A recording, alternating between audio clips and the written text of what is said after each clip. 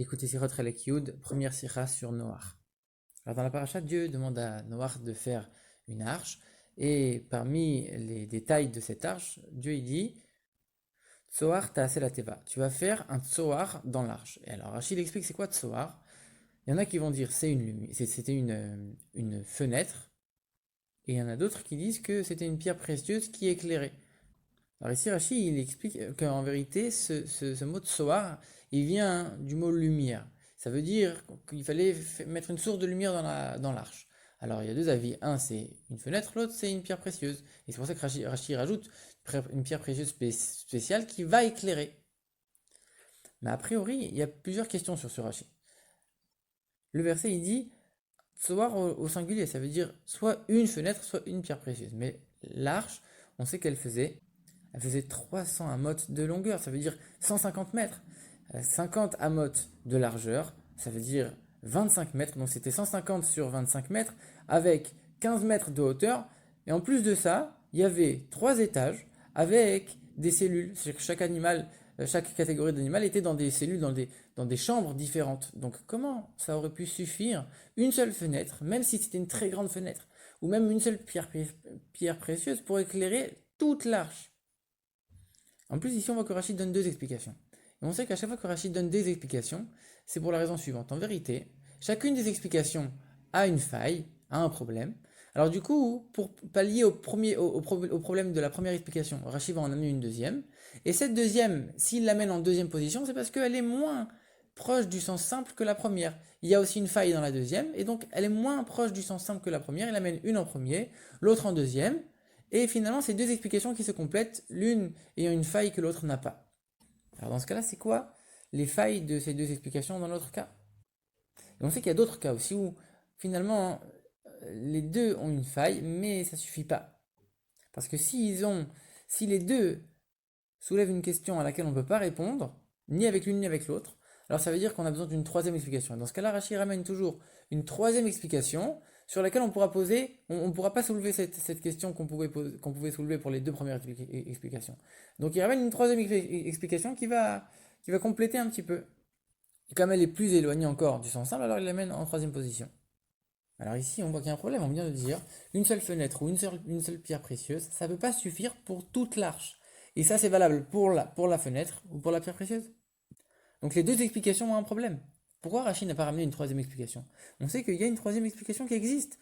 C'est l'explication du Rishkoni qui dit que finalement, en vérité, Tsoar, ça vient du langage Hitzar. C'est les mêmes lettres. Et Hitzar, ça veut dire l'huile. En vérité, c'était de l'huile pour allumer des bougies un petit peu partout pour pouvoir éclairer l'arche. Et ça, c'est une explication qui règle tous les problèmes. Et donc finalement, Rachid aurait dû amener cette troisième explication. Alors c'est sûr que c'est un peu plus éloigné du sens simple parce que tu as un peu changé le mot. Donc du coup, tu le mets en troisième position parce que tu as quand même changé un peu le mot. C'est pas le sens premier du sens simple du texte. Maintenant, Rachid ne l'amène même pas. Pourquoi? Et maintenant, le rabbi pose une autre question parce qu'on voit que dans la suite de la paracha, Rachid explique que pendant cette période de déluge, les astres ont cessé de fonctionner et donc du coup, on n'arrivait plus à distinguer entre le jour et la nuit. Alors dans ce cas-là, si tu me dis qu'on n'arrivait pas à distinguer entre le jour et la nuit, ça veut dire qu'il faisait toujours obscur. Et dans ce cas-là, même si tu fais une fenêtre, à quoi elle va servir ta fenêtre? Une fenêtre, on avait dit, une fenêtre pour éclairer. Mais s'il fait nuit dehors, alors à quoi elle va servir ta fenêtre? Alors il y en a qui ont voulu dire non, c'est le mouvement des astres qui a cessé, mais finalement il y avait quand même un petit peu de lumière. Mais Rachid, il est pas là pour donner des allusions. Si Rachid il dit il n'y avait plus, alors il n'y avait plus. Ça veut dire que concrètement il n'y a plus de lumière. Rachid donne le sens simple. Alors ce qu'on pourrait dire par contre, c'est que finalement ça c'était uniquement pendant les 40 jours où le déluge il est tombé. Et pas les jours d'avant, les jours d'après, où le monde était quand même... Que les jours d'après, pardon, où il pleuvait plus, mais l'arche elle était quand même au-dessus du monde, etc. Il n'y avait aucune vie. Donc du coup c'est que 40 jours. Et même selon cette explication qui arrive à résoudre un peu le problème que Rachid soulève plus tard de dire qu'il n'y aura plus de lumière, mais c'est que pendant 40 jours. Mais concrètement, il y a eu 40 jours où cette fenêtre elle a servi à rien. Alors pourquoi tu as demandé de la faire? Alors en vérité, l'explication elle est la suivante. En vérité, quand Dieu il a demandé à Noach de construire la Teva, de construire l'arche, il n'a pas été lui donner le plan précis de chaque détail de l'arche. Il a été lui dire certaines choses que Noach de lui-même n'aurait pas Noach de lui-même n'aurait pas pensé. Mais sinon, Dieu il n'est pas venu dire à Noach tous les détails de la construction de l'arche. Et donc du coup, on voit même l'exemple, par exemple avec le couvercle, quand à la fin du déluge, il s'écrit, Noach il a enlevé le mircé, il a enlevé le couvercle de l'arche. C'est pas écrit que Dieu il a demandé de faire ce mircé. Pareil pour la porte, c'est écrit, Dieu il dit où elle doit être la porte, mais il lui a pas dit fais la porte. Parce qu'en vérité, il y a des choses qui sont évidentes, il y a des choses qu'il fallait faire, c'était normal de les faire dans l'arche. Il y a des choses auxquelles Noach n'aurait pas pu penser tout seul, et là Dieu il est venu lui dire, regarde, moi je te donne, là c'est telle mesure, là ça doit être comme ci ou comme ça. Mais alors dans ce cas-là, faire de la lumière dans l'arche, c'était évident. Dieu, il n'avait pas besoin de demander à Noach de faire de la lumière dans l'arche. C'était évident qu'il y avait besoin de la lumière. Surtout qu'en plus, Noach, il devait nourrir tous les animaux. Il devait pouvoir se déplacer, etc. C'est évident qu'il a ramené de quoi éclairer dans l'arche. Mais alors, si Dieu, il vient et qu'il te dit quand même, mets une lumière, mets un tsoar, alors c'est pour te dire en vérité, tsoar, c'est quelque chose de tout à fait différent. C'est quelque chose en plus, quelque chose de particulier. La lumière, on sait qu'il va y en avoir. Moi, je te demande quelque chose en plus. Et là, il y a deux explications. Première explication, on te dit, c'est une fenêtre. Et cette fenêtre, elle fera rentrer plus de lumière. Pas beaucoup, c'est sûr. Et en plus, pendant les 40 jours où il n'y avait pas tellement de jours, alors elle ne va pas tellement servir, mais c'est toujours ça. Comme on le voit, cette explication, elle a une faille. Elle n'est pas parfaite, cette explication. Parce qu'on voit que si l'écriture, si le texte il avait voulu te dire une fenêtre, il aurait dit chalon, une vraie fenêtre. Si l'écriture, elle vient changer le mot fenêtre pour te dire tsoar, une lumière, c'est que ça doit vraiment avoir un vrai rôle d'éclairer. Et ici, on a vu, la fenêtre, elle éclairait pas toute l'arche, et pendant ces 40 jours, elle n'a pas éclairé du tout. Alors ça veut dire que finalement, ça marche pas tellement cette explication de dire que c'était une fenêtre. Et donc c'est pour ça que Rashi ramène une deuxième explication en disant c'était une pierre précieuse. Parce que la pierre précieuse, on pouvait la déplacer un peu partout, donc du coup, on pouvait éclairer toute l'arche avec la pierre précieuse, même si pas toute l'arche à la fois, mais on pouvait la déplacer. Et en plus de ça, même pendant ces 40 jours de nuit, elle pouvait quand même éclairer n'importe quel endroit de l'arche. Donc il n'y a pas les deux problèmes qu'il y a dans la première explication.